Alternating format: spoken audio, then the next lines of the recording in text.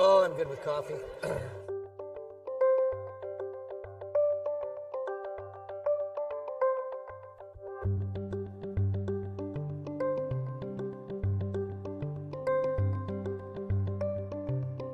Things are worth waiting.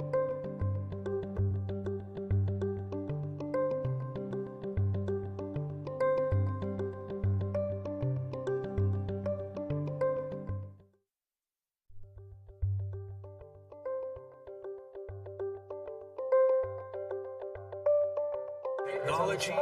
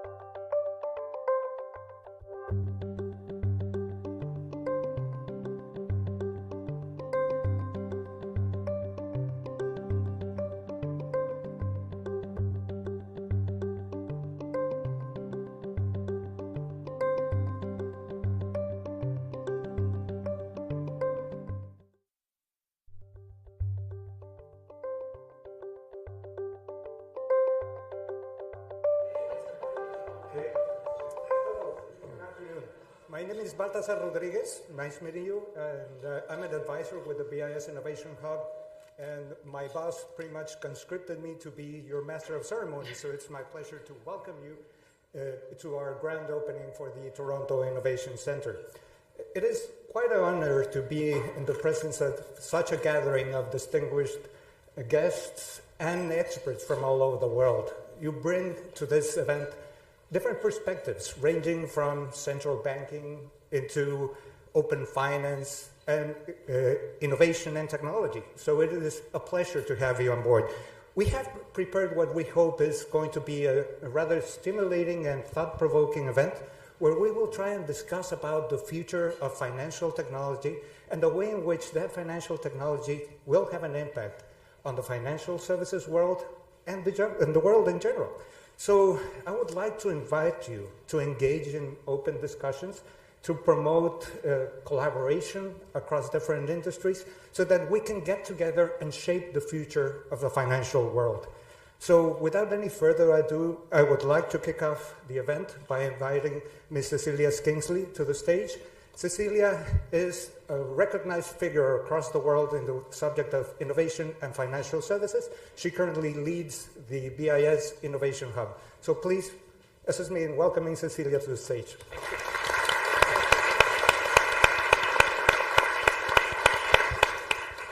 Thank you very much. Ladies and gentlemen, welcome to all of you who are in this room and those also joining us here online. I stand here today as a representative of the BIS, which is the host of this event. And in that capacity, we want to acknowledge that the land we're meeting on is traditional territory of many nations, including the Mississaugas of the Credit, the Anishinabeg, the Chippewa, the Haudenosaunee, and the Wendat peoples, and is now home to many diverse First Nations, Inuit, and Métis. We also acknowledge that Toronto is covered by Treaty 13, which is the Mississaugas on the Credit. We are truly grateful for your participation and your keen interest in our work. The presence of so many of you, distinguished attendees, and the enthusiastic response that we have received to this opening is a testament to the Canadian ecosystem's strong interest in the forward-looking exploration that the Bank of International Settlements is proposing. Before we start, let me briefly describe the Innovation Hub. You can think about the Hub as the technology exploration branch of the Bank for International Settlements. We operate on 3 primary mandates: technology scanning, technology creation, and community building. The need for central banks to innovate has never been greater, and through this mandate, the Innovation Hub aims to contribute that central banks remain at the forefront of technological advancements. Today, we want to share with you our vision of the journey into the future of finance. We will hear the central banker's perspective on innovation, delivered by BIS General Manager Agustín Carstens and Bank of Canada Governor Tiff Macklem.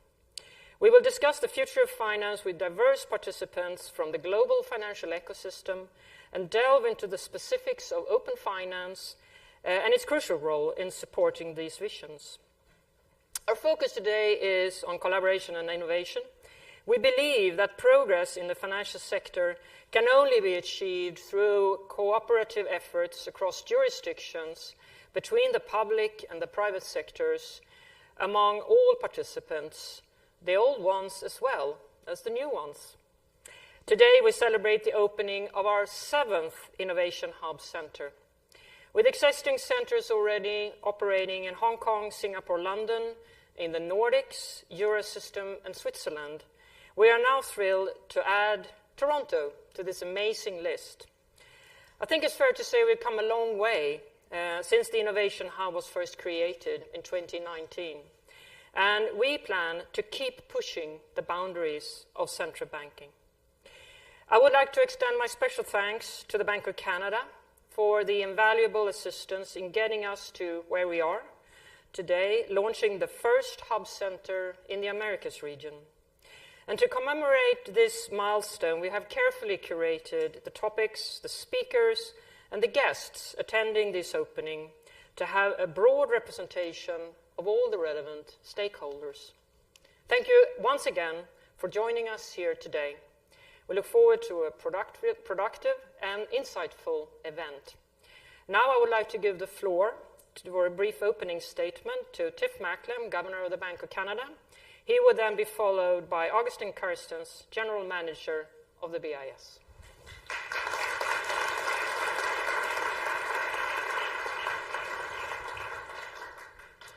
Well, thank you, Cecilia, and what a pleasure it is to be here with so many distinguished guests and with you, Agustín, on this very exciting occasion. There has been a lot of anticipation at the Bank of Canada about the opening of the Toronto Innovation Hub, and that really reflects the fact that the work both Cecilia and Agustín have done to build this community of hubs around the world is critically important, and we are thrilled to be part of it. Fostering innovation has never been more crucial, and that's as true at central banks as it is for businesses. As the financial sector continues to evolve, we need to innovate in different areas and apply skills that aren't traditionally associated with central banking. The reason we want to do this is we want to ensure that Canadians share in the benefits of digital innovation in finance and avoid the pitfalls. That's why this hub and our partnership with the BIS is so important. We need business innovation so that we can be competitive in global markets. We also need it. It is fundamental to raising living standards in Canada. And we need central bank innovation to fulfill our mandates and deliver for our citizens. At the Bank of Canada, just like other central banks, there's nothing really new about innovation. We are constantly innovating in looking for new data sources, building new models, creating new analytic frameworks. We've long innovated in the design of our most visible product, our physical banknotes. We've moved from paper to a polymer substrate in Canada. We've added new security features. In many ways, banknotes is a high-tech material science business. And by necessity, we've had to accelerate innovation in central banks in times of crisis. We did that in the global financial crisis, and we did it in a big way through the COVID pandemic and its aftermath. But there are areas that are of keen interest and important to the core mandates of central banks where it's beneficial to move innovation a bit outside of our daily work. We need new skills, new people, new partnerships. And that's really where the BIS Innovation Hub, the Toronto Innovation Centre, comes in, and particularly our partnership with the BIS. The hub system supports innovation in the latest technologies to help make payments faster, safer, and more secure. The work promotes an efficient, inclusive, and resilient financial system that will serve our populations in a digital age.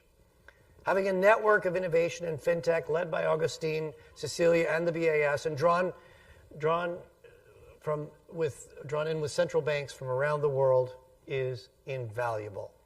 And under the leadership of Miguel Diaz, the Toronto Innovation Centre will work closely with the Innovation Centre in New York, at the New York Fed, and with other central banks throughout the Americas to share our expertise in developing fintech public goods. And that includes fintech, subtech, regtech, policy tech. There are various dimensions.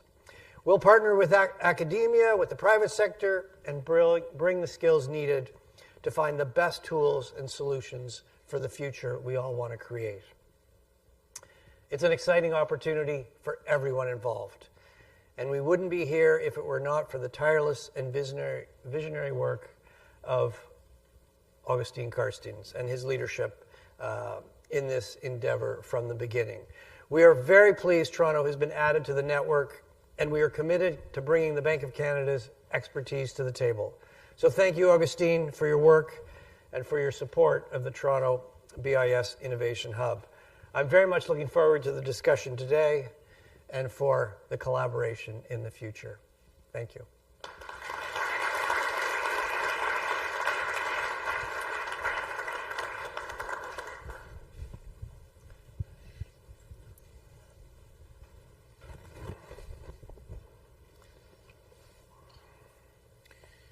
Well, good afternoon, everyone.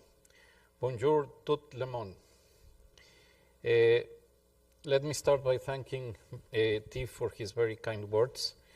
We couldn't have developed this idea of a hub, of a BIS Innovation Hub, without the support of our board, without the support of governors, and definitely Bank of Canada has been a major supporter from the very beginning.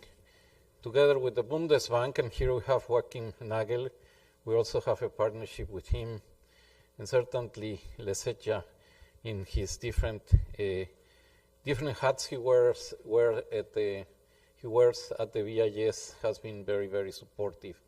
And I see here many representatives of different central banks. So this is a joint enterprise of the central banking community. So, of course, I join Cecilia and Macklem welcoming all of you who have joined us here today to celebrate the opening of the BIS Toronto Innovation Center. I would like to thank particularly the Canadian government, Tiff, Caroline, and their team at the Bank of Canada, and the many staff at the BIS whose hard work, perseverance, and creativity have made this opening possible. As Cecilia mentioned, this is our 7th Innovation Hub Center. It joins counterparts in Singapore, Hong Kong, Switzerland, the Nordic countries, the Eurosystem, and London. With its opening, we can now proudly say that the BIS Innovation Hub is a truly global force for innovation. It was always clear to me that we should have an innovation hub in the Americas. The Bank of Canada was a natural partner. It has long been at the forefront of innovation. To the many innovations that Tiff mentioned in his remarks, there are other areas in other times where Bank of Canada has been innovating. I just remember that in the Bretton Woods era, it was one of the first central banks to float its exchange rate. In the 1990s, it was one of the pioneers of inflation targeting. And Toronto, one of the world's most diverse cities with a thriving financial sector and vibrant fintech scene, was an obvious place for us to base our hub. These BIS Innovation Hub centers are relatively small operations, but with big ambitions. Their success hinges on leveraging the knowledge and experience of their host central banks and local innovation networks. There are few better places to do this than Toronto. Our base in Toronto will also allow us to tap into broader innovation networks in Canada and the rest of the Americas. It will bring us closer in terms of time zones, but more importantly in culture and mindset, with some of the world's most influential central banks, its largest financial institutions, and its most dynamic technology ecosystems. Being in the Americas will also position us to engage with countries across the spectrum of innovation needs. The countries in the Americas have financial systems with different levels of technological development. For the most advanced ones, the task of the BIS Innovation Hub is to contribute to improve their already efficient and dynamic financial systems. For the other countries that are lacking basic infrastructure or financial plumbing, we will support in developing the basic building blocks that are necessary for the new technologies to produce their maximum result. That is why we have launched Project FUSE, or Fully Scalable Settlement Engine, as one of the BIS Toronto Innovation Center's first initiatives. This project, run in conjunction with the Inter-American Development Bank, will provide flexible, scalable, and open-source building blocks to enable the development of next-generation payment systems and financial market infrastructures. It will position even countries with rudimentary payment infrastructures to leapfrog to the front of the pack. I have spoken at length about what the BIS Innovation Hub will gain from having a base in Canada. But let me assure you that this is not a one-way street. The BIS Toronto Innovation Center will help Canada and the Americas more broadly connect with some of the world's most innovative central banks and some of its most dynamic financial and technological centers. Perhaps more importantly, the insights that we gain from a base in the Americas will strengthen the BIS Innovation Hub's mission to develop technological public goods to support central banks and improve the functioning of the entire global financial system. And that is something that everyone will benefit from. The BIS Innovation Hub is a collaborative enterprise. BIS Innovation Hub do not operate as silos, each pursuing its own narrow agenda. They all play their part, forming a coherent whole. Each center work program is structured around 6 core teams, which are common to the entire Innovation Hub. Because they work together, the combination is greater than the sum of its parts. Our hub centers are able to address common challenges for multiple perspectives. For example, Project Nexus from our Singapore center, Project Enbridge and from our Hong Kong center, and Project Agora, a collaboration between our Swiss center and the New York Federal Reserve Bank's Innovation Center, are all exploring different ways to increase the speed and reliability of cross-border payments while lowering their cost. Other projects consider cross-border functionality, such as Project LEAP from the Eurosystem Center that considers quantum secure communication, Project Raven from the Nordic Center that uses AI to assess financial system cybersecurity, and Project Hertha from our London Center that seeks to identify financial crime patterns while preserving privacy. The projects of individual Innovation Hub centers also build on the work of all the others. And as the Innovation Hub's work agenda evolves, centers are increasingly joining forces to pursue joint projects that build on the success and lessons learned of their early endeavors. From today, the BIS Toronto Innovation Center will be able to formally join into this collective base of knowledge and expertise. Together with the Bank of Canada and the rest of the Innovation Hub centers, it will pursue an agenda that seeks to develop innovative solutions that will benefit the entire global central banking community. So thank you, merci beaucoup, and let's move forward together.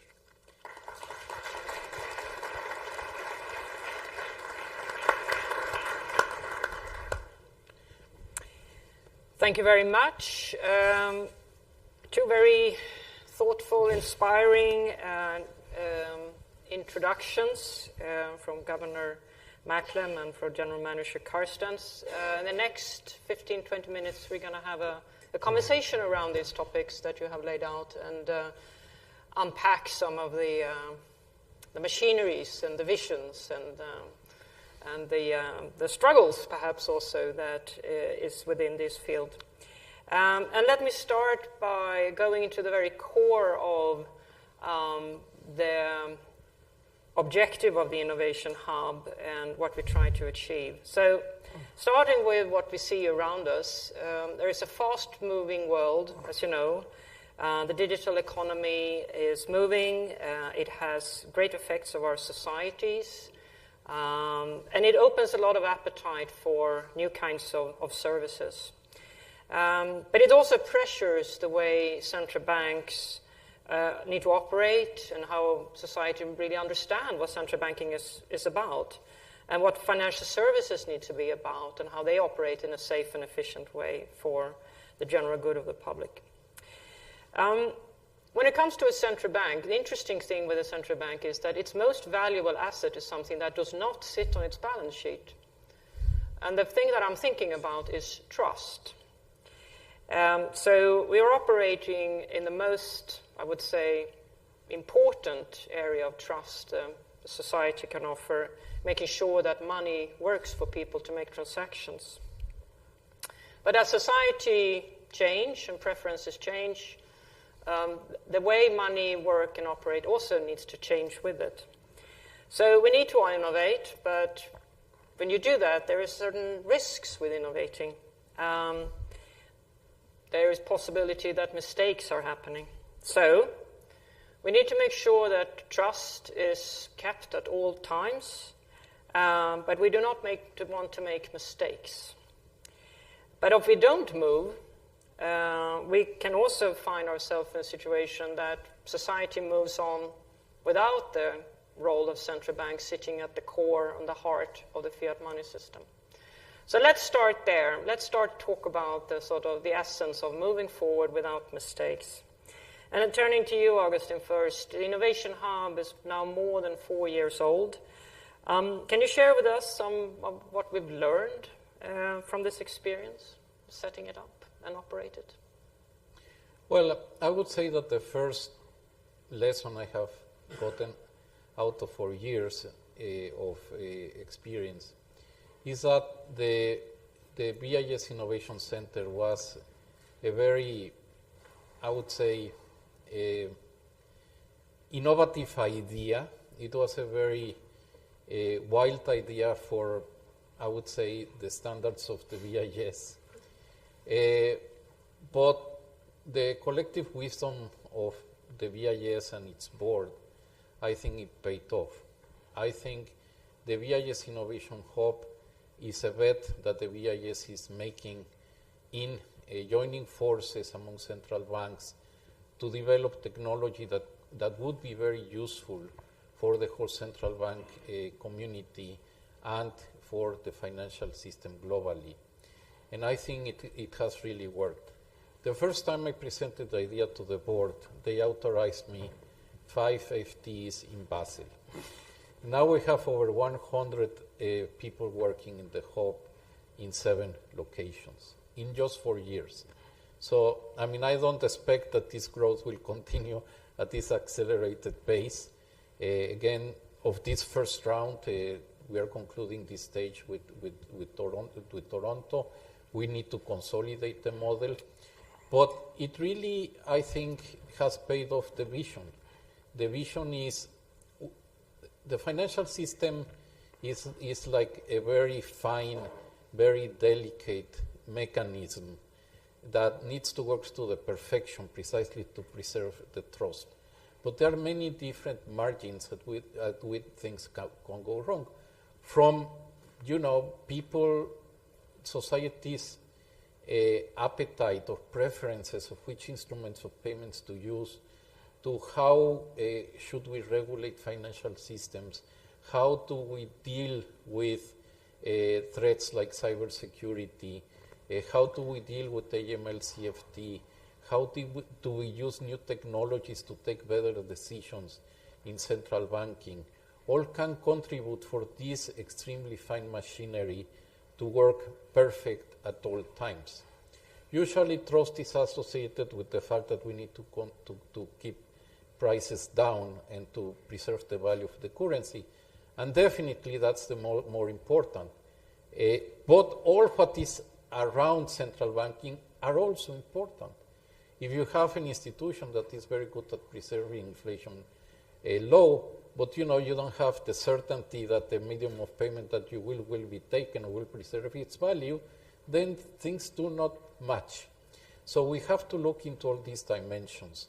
Central banks, each one have their own idiosyncrasy, each country is different, but at the end of the day, there are many similarities.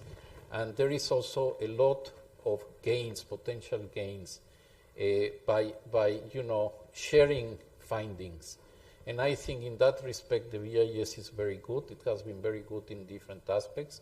Now we're doing this in the field of innovation. And well, I feel that it was the appropriate bet to be taken by the board and by the institution. And, and also as we make progress and as we reach out to other players like academia, like the industry, like the private financial system, the more we see the potential of all this. So I've spoken too much, I can speak more, but I will. You will get your chance again, I promise. So turning to you, Tiff, you laid it out, but still, the main motivations for Canada to join the Innovation Hub community, and if you have thoughts around the most interesting contributions that the Hub has done so far, and in what way do you think this could also serve the Canadian financial ecosystem going forward? On the motivations, I'd really highlight 3 things. I mean, I think the starting point is pretty self-evident. I mean, new digital technologies have already transformed finance. They've transformed how we all do our own personal finance. They're transforming commercial finance, and you really get the sense this is just the beginning. And you want to make sure, though, that you harness the benefits and you avoid the pitfalls. And from a Canadian perspective, obviously, as Bank of Canada, we're focused on Canadians. Finance, of course, is global. Money moves across borders very easily. So, we want to make sure we're harnessing the benefits for Canadians and avoiding the dangers. We want to make sure that we're making real progress as this system evolves. So then, the second part of the vision, though, is, okay, well, why do you need a central bank involved in this? I mean, the reality is the private sector is doing a very good job in reinventing the financial system. Why do we need the BIS Innovation Hub? Why do we need central banks? And I think, for much of digital finance, the private sector is going to do a way better job than the BIS Innovation Hub or central banks. But there are some parts that are really more, they're public goods. They're kind of core infrastructure. They're deep backbone. They're the deeper layer that the private sector doesn't really have much incentive to invest in. It's hard for them to extract the value. They're going to be much better at designing products, figuring out new business models, how to innovate, how to serve people better. But getting that core backbone, ensuring it's secure, it's private, it's efficient, it's coordinated. I do think there is a role for a public institution like the BIS in conjunction with central banks. And then the third part that's really important is, come back to where I started, there are huge dangers with these technologies. As everything goes digital, what if it fails? What are we going to do? We're open to cyber attacks, privacy breaches, fraud. And to get back to where you started, so where do central banks come in here? Well, as you said, Cecilia, very well at the beginning, we're in the business of trust. We've always been in the business of trust. Trust in the value of money. Our physical banknotes. If I give you a $20 Canadian banknote, I want to make sure that, we both want you to be able to accept that without any concerns about counterfeiting. If it's counterfeited, you're going to go use it, and it's not, you're going to be holding the bag. You're going to lose the money. It's that making sure that the digital system is safe is a core public good, and those are some of the reasons why I think it is important that BIS, the Bank of Canada, are part of this. I think you laid it out really well, pointing out that there is different responsibilities and that it's all an ecosystem, and the financial services wouldn't work fully if there wasn't a central bank involved, and the settlement and the clearing and the rule-making supervision.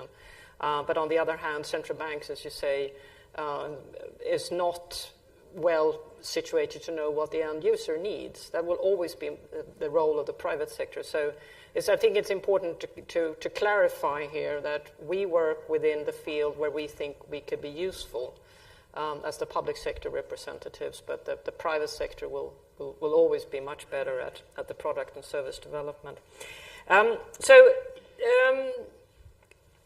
Going back to you, Agustín, one thing is to secure what we have and make sure that people stay in the fiat money system and are well served by the current services, but you can also be more ambitious, and you are. You have talked a lot about what a vision of the future financial system could look like. And the BIS Innovation and the Bank of Canada and the other partnering central banks within this network can make contributions. So you call it the Finternet, which is your vision for what the future financial system could look like. Could you talk a little bit about what that could be? Well, let me make a brief digression to the past. And a lot of the developments in innovation and technology outside central banking and in central banking have been a little bit piecemeal. Mm-hmm. It has concentrated a little bit in payments, a little bit on fintech, subtech, in, how can we use information much better to do policy. But at the end of the day, we still need to develop a fully fledged vision of how the future of the financial system would look like. It's very ambitious. So in a way, how can the different parts fit together? Now, I think it's important for the central banks at least to start doing this type of exercise, because I fully subscribe to what Tiff said, that we provide basic infrastructure, basic public goods that I'm sure that no matter what the shape of the financial system in the future will have, those things will have to be there. So we have to make sure that those parts are there and precisely provide the platform for the private sector and others to build on top of it. I think that figure is very important. So I think that we need to identify what are the key technological aspects and what are the key institutional aspects to make that flourish. And through our research, we have found out that tokenization has a lot of future. And tokenization could allow the development of many different, of basically to recreate the financial transactions that we have today, but also to generate far more complex transactions that take advantage of issues like programmability and so on and so forth. I think we have today many incomplete financial markets because we don't have the technological way of integrating all that information in an efficient way. The financial system still is plagued with inefficiencies, and there is a lot to be gained from the inefficiencies in the system. Now, what is beautiful is that the technology is there. So I think there can be a win-win situation when we bring the vision of the central banks mostly concentrated in the key features that are essential to preserve the trust, the vision of the private sector, and the advantage of technology to come with a better financial system. Now, you can say, well, let's 1,000 flowers bloom and see what comes out of it. That can be very romantic, but I think we can be a little bit more efficient if we can sort of try to steer the system in a very specific direction. In the way that obviously the creativity of the private sector is there, of academicians is there, and so on and so forth, but the public good aspects are preserved, and therefore we have a strong platform for the system to flourish. So that's a little bit the vision of the Finternet. And to make sure that, this was not just a pipe dream of an economist sitting in Basel without having other better things to do, I shared my view with Nandan Nilekani, which is a real technological wizard, somebody who really is a doer. And I said, Nandan, how can you put this into practice? And he said, I can do it in 3 months. Now, it was a little bit longer, but I think it was very good to put our minds together and realize that, yes, this could be done in the future. So we have put together both technological insights and institutional insights. He's done a tremendous job together with his team putting India's financial system really on digital feet. It's really inspiring to go and have a look there. Tiff, you heard Agustín Carstens' vision for the international, the global world. Can you see similar moves? What would be your vision for the Canadian ecosystem going forward? Well, I think we share a common vision. As we've articulated, the private sector is going to be in the lead here, but there is a core public good. I mean, finance, think of the core things that finance do. Facilitate payments, liquidity and maturity transformation, insurance. I mean, these are core functions that build your economy. And as things go digital, there's tremendous opportunities for new services, for existing services to be faster, cheaper, more accessible, but also for entirely new services, entirely new business models. And I think our vision is we want to make sure that the core of that system is reliable, is operating in the best interest of our citizens. So I think we have a common vision. I mean, a couple of things, I would mention in terms of central banks. I think it's hard for us at central banks to be effective players in achieving that vision if we don't understand these technologies. And if you want to understand these technologies, the reality is you can't just read about them. You got to roll up your sleeves. You got to get your hands dirty. You got to try it. You got to break a few things. In a safe setting. In a safe setting, exactly. And that's exactly why you need something that is actually sort of not, in your production building. It's in a separate hub, in an innovation hub. The other element is we've got to bring in different skill sets. We need different types of partners. The Bank of Canada is very connected to the economics and finance departments across the country. We're not as connected as we should be to the computer science departments and the data science departments and the math departments.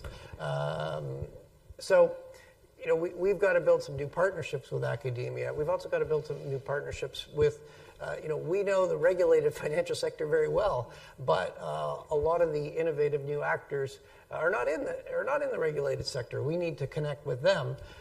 And the idea is that, we need to sort of shorten this bridge between new innovation and creating products that are sound and are benefiting society. So that's the vision. That's the vision. And let me just chip in that the importance here is to have, when you're experimenting with new technology, we have a separated IT structure so we could much easier onboard technology without breaking any systems, which is obviously a must. And it's also interesting when you bring in these people with economists are the dominating degree at central banks, usually followed by lawyers and the odd engineers here and there.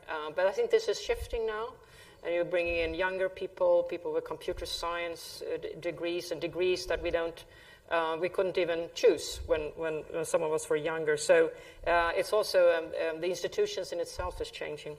We're coming up to the end of this conversation, and we're going to hear soon about Project Fuse, which is currently already under development here in Toronto. But Agustín, Fuse, we have heard, you showed over the lunch presentations, Project Nexus, Project Agora. How do you think they bring this vision closer to reality? And Tiff, turning back to you, you get the last word.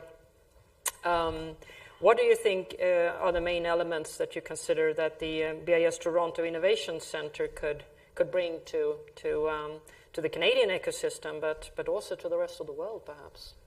But starting with you, Agustín, the projects and how they help the vision come to life. Yes, thank you very much, Cecilia. And let me just say that Cecilia is a great conductor of all our efforts. It's not easy to juggle 7 centers in the air. I mean, I see Cecilia doing this all the time, but she does a great job. The different projects that you mentioned, all of them are complementary. Nexus is how to bring together fast payment systems. It's close to a reality in Southeastern Asia. Now we have India on board. And we might have very soon 2 billion people connected by an idea that was generated by the hub. And that's big. That's big. Agora is a great idea.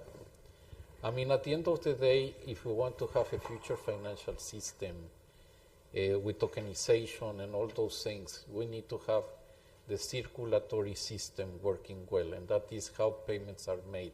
And for that, you need to be able to use because we don't need to invent hot water again. It needs to work with central bank wholesale money, I'm talking about retail, and commercial bank money. And the way you can do it in an efficient way is of the essence. And we're working now with the IIF and other private financial institutions to make this possible. It could be a core of the future of the financial systems. On top of that, you can mount tokenization, and you can really expand the whole financial system. And then we have FUSE, and that is more looking into countries that they just don't have the platform to bring on board many technological advances that have taken place. So basically what you need is to start again from zero. But basically what you want is to establish a platform that is versatile enough where you can, through modules, you can build a very complex financial system very quickly. So you can leapfrog in matter of a few years what you haven't done in the last 40 or 50 years. And that's what FUSE has as an objective, and it has the potential of creating a huge impact. Okay. So that's it. Thank you. Tiff? Yes, you mentioned Project FUSE. I agree. I think so. That is something that has been started at the Toronto Innovation Center, and yes, it's a great example. It's sort of building core building blocks to make payment systems work more efficiently and safer at scale. But let me say a few words about what I see as some of the key steps to building the Toronto Innovation Hub, and I think it starts sort of on the ground here. We need to build close partnerships with academics. Before I was governor, I was dean of the Rotman School of Management at the University of Toronto. The Toronto Innovation Center is actually going to be on the edge of the U of T campus in this sort of Toronto Innovation District. Mars Discovery Center is across the street. University of Toronto, which has Jeff Hinton, one of the founders of deep learning, strong tradition in computer science.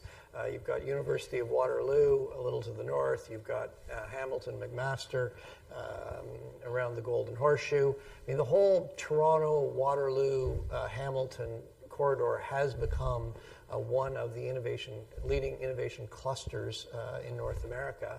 And the first step is really to tap into that. We want to tap into that, connect with this infrastructure. We want to benefit from that ecosystem, but we also want to contribute to that ecosystem. So it starts, right here at home. Then I think that the second step is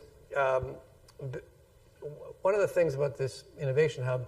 I mean, if the BIS wasn't putting an innovation hub here in Toronto, we'd probably have to do it all by ourselves at the Bank of Canada. It is so much better to do it in partnership, because I'm a big believer that creating this community of practice, creating this innovation ecosystem with like-minded people is going to accelerate our progress. So I think step one, we are the first BIS innovation hub in the Americas.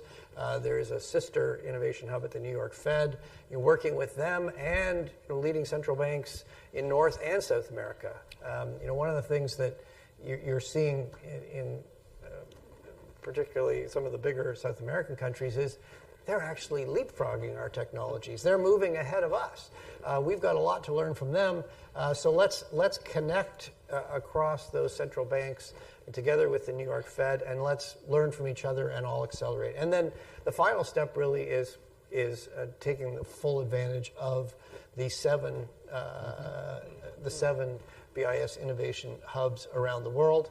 I think many of the challenges, as you said, Agustín, are common across platforms. We're all looking at similar problems. We can share solutions and accelerate progress. So I think we're off to a very good start, and I'm looking forward to coming back here and reporting how much progress we've made. Absolutely. Welcome aboard. Thank you very much both. Let's now turn to the Toronto Innovation Centre itself. We've heard a little bit about Project Fuse. It's my great pleasure to give you the floor now to the Centre Head, Miguel Diaz.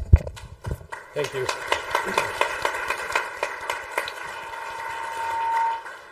Thank you, Cecilia. And thank you to everyone in this room for being here.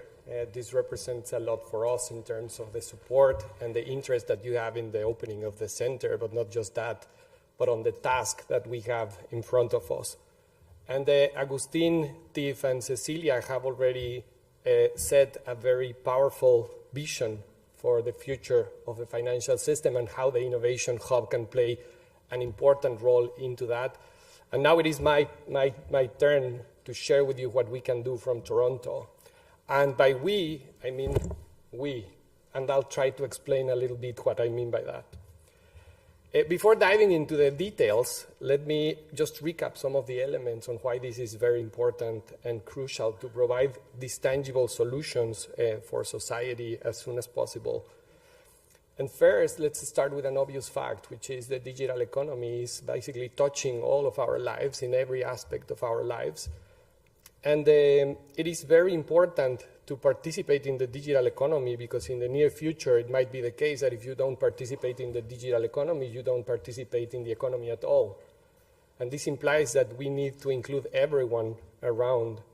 And in order to get there, we need people to have access to digital financial services and to be able to settle transactions on the digital realm with electronic means. The only problem that we have here is that this is like the tip of an iceberg.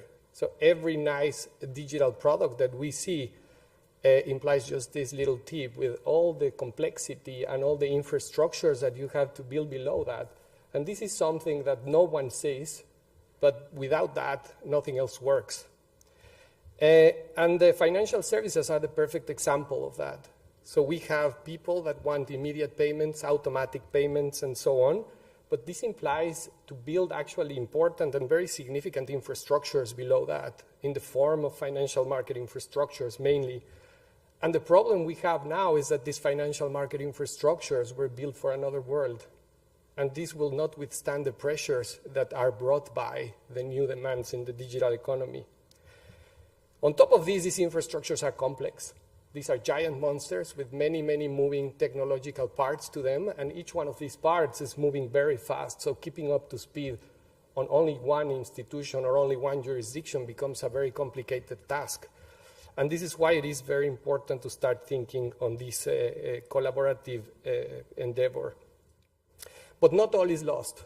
We can design digital solutions that can be replicated on different jurisdictions, so we can create these modular architectures that Agustín mentioned, and we can create core solutions that are useful for many jurisdictions with simple tweaking in terms of just the outside connections to the particular environments that we need to serve.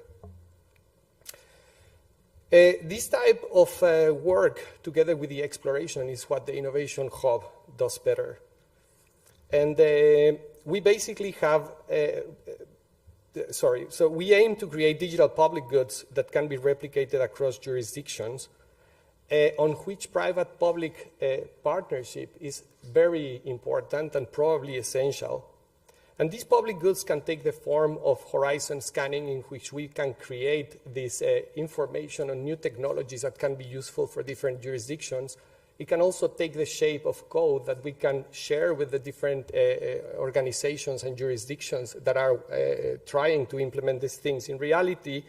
And we can create the spaces for collaboration, which is also fundamental. The BIS Toronto Innovation Centre is just one of 7 engines driving tangible solutions to common problems. And it will bring to the table this Americas flavor, trying to identify what are the needs on the jurisdictions on this time zone. The Innovation Hub, as was mentioned, has 6 big themes, and the Toronto Innovation Centre will focus on 3 of them. The first one is next generation financial market infrastructures, and it is very important to focus on these because this is the fundamental building block of any well-functioning financial system. Other pieces of technology that are created elsewhere are not necessarily useful if you don't have these basic pieces. And the reality is that many jurisdictions, both developing and developed, do not necessarily have these foundational FMIs. The second element we'll focus on is in supervisory technology. When you see around and you see that many new institutions are coming to provide different services in the financial sector, you can just imagine how overwhelming this is for the supervisor. You have more institutions and you have more rules to supervise. And this really makes a very difficult task to bring the security and safety that the supervisors have always provided to the financial systems and to the users of financial systems. Therefore, it is very important to start tackling and understanding which technologies can help supervisors to do their work better and faster and more efficiently. The third one has to do with open finance, because in a world in which we have to reach everyone, we need to allow for new ideas to be developed and for services to be provided for the final users efficiently. And to do this, it is necessary to create infrastructures that can allow for this connection between our traditional financial sector, which has prudential regulations on it, and get also the synergies from the newcomers that have much more experience in terms of providing the services for the final users. Within these three objectives, we considered three principles to set our projects. The first one is we will try to maximize the impact on different societies. And we will try to make a flexible approach in order to allow for these solutions to be implemented in as many jurisdictions as possible. This implies working on back-end solutions that are not complete solutions, but that can reduce the costs of implementation very significantly. The second one is that we will try to take advantage of the existing infrastructure by reusing and repurposing those elements that are useful from our current systems, and at the same time allow for new functionalities to be built on top. When efficient functionalities already exist in an ecosystem, it makes sense to build upon them. Just like this hotel. This is a beautiful old hotel, and nobody would think about turning it down. We can just put a set of efficient windows, a new air conditioner, and it can serve the functionality in a very nice way. And we think that this can be done also with certain elements on the financial sector. Together with these, there are many things that have been developed around the world that are already operating. So just identifying these pieces, such as certain elements on Brazil Speaks, or certain elements on India's UPI, and trying to present this in a way that can be used by all the other jurisdictions can reduce significantly the costs of getting to the functionality that we actually need to provide to our societies in a more efficient and seamless way. And the third principle we have in our projects is to try to identify how we can build projects that are flexible and adaptable in time. So if we build a monolith, it will be very difficult to adapt to the changing conditions, both in the demand, the changing conditions on technology, and the changing conditions in terms of the processes that need to be put forth. Now, into the very tangible details, I can share with you how these principles are shaping our projects. And we began our journey with a large next-generation financial market infrastructure project called Fuse. This is a modular, evolvable architecture that can be used a bit as a Lego piece for different financial market infrastructures. So if you need settlement within your financial market infrastructure, you could use Fuse as a backend technology. And what is interesting about this project is that this module is also made out of smaller modules that can be used separately from the system, reusing these efforts and reusing this development that has been already created. The way we're developing this project goes along with the three mandates as Cecilia mentioned. Firstly, we're trying to create code and analyzing how to open source these for central banks to use. The second one is that we have developed workshops for central bank IT specialists so that they can discuss and get the best of the new technologies from a perspective of information. And the third one is that we have created the space for collaborative efforts. And this example is very clear when we consider that the Inter-American Development Bank is also participating in this project, as well as the Bank of Chile and, of course, the Bank of Canada. But importantly, many other jurisdictions around the Americas have shown interest, and this will continue to develop over time. In terms of the future work, we're exploring how to support supervisors with AI solutions that can reduce the costs of supervising, but also reducing the costs of being supervised. And finally, we are also exploring the implementation of open finance architectures that can reduce the costs of interacting with other entities that you do not necessarily trust on by the usage of centralized hubs that can reduce and can bring this trust for the newcomers that are providing the best services in terms of front-end solutions, and our prudentially regulated entities that can bring the trust into the financial transactions. If you have to keep one idea of what I just said, I would have to say that none of this can be achieved without collaboration. The quest is simply too large. We need to create the conditions for this collaboration to emerge between private and public sector, between new and old providers within the private sector, and also among the different jurisdictions. And I believe that contributing to the emergence of this collaborative project is probably the most important and significant we can aim for. Thank you very much for listening and for your support for the Innovation Hub. And I will leave you with a short video on the BIS Innovation Hub.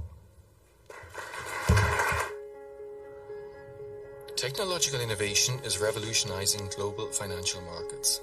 The Bank for International Settlements, or BIS, has established the Innovation Hub to respond to these technological advances in 3 ways. First, we analyze critical technological trends in the financial sector. Second, we explore the development of new technological solutions. And third, we coordinate a network of central bank experts who share their experiences and knowledge on technological innovation in the financial sector. The question is, when we see all this technological development across the world, is whether central banks should just observe or be more active and actually influence developments. And here at the BIS, we think it's not enough to just observe. Instead, we think that central banks need to pay attention to the technological developments and harness the possibilities that comes with them to solve different problems that we're seeing in the financial system in order to continue to promote our goal of monetary and financial stability. In short, the philosophy of the BIS Innovation Hub is that we take technologies, explore that, experiment to see, can we solve problems? Can we create and influence new public goods? All in order to make the global financial systems even better. With our multiple centers around the world, our work is currently focused on 3 areas: improving payment systems and experimenting with central bank digital currencies, shaping the future of financial regulation and supervision, and greening and securing the financial sector. When you walk into the Innovation Hub, you immediately sense an atmosphere that is different from that of a traditional central bank. Our offices look much more like what you would see in a tech startup than in a central bank. And it's not just the way we look, but the way we work. We use innovative, agile work methodologies that are typical in the technology industry. With our partner central banks, we identify problems in the financial sector that can be addressed using new innovative technologies. Using design thinking, we develop technological solutions to these problems. And with agile project management techniques, we iterate often, fail fast, and learn quickly. And finally, collaboration is part of our DNA. Our activities include not only practical experiments to develop proof of concepts or prototypes, but we also host events and initiatives in which we bring the central banking community and the private sector together, such as our flagship conference, the Innovation Summit, and the G20 Tech Sprint, a global hackathon that we organize in collaboration with the G20 presidency. At the Innovation Hub, we are proud to foster international collaboration and promote innovative financial technologies. We are still only at the beginning of an exciting journey, and it's my great pleasure to invite you all to this ride.